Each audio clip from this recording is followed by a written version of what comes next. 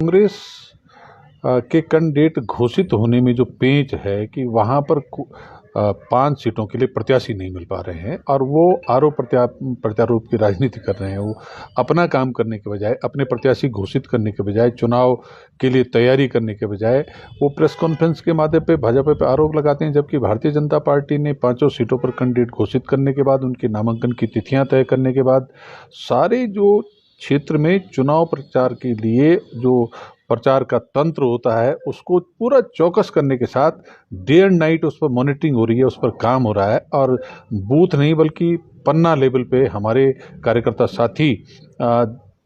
जो है उन्होंने जिम्मेदारी संभाली हुई है। और हमारी इस समय कोशिश है कि मतदान का प्रतिशत बढ़े, जो 60-65 रहता है वो 80 से ऊपर पहुंचे और उस 80% जो मतदान होगा कुल, उसमें हमको 80 से 90% हमारे भारतीय जनता पार्टी के प्रत्याशियों को वोट मिल करके मोदी जी तक ये संदेश जाना चाहिए कि आपने केंद्र में 2 पारी में जो काम किया उससे, और धामी जी ने जो अपनी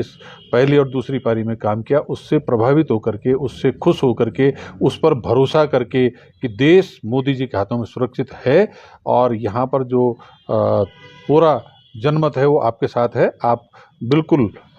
इस देश को दुनिया के सामने एक मजबूत भारत के रूप में खड़ा करेंगे। तो इसके लिए सब लोग हम तैयारी में हैं और काम कर रहे हैं और ये परिणाम आपके सामने जब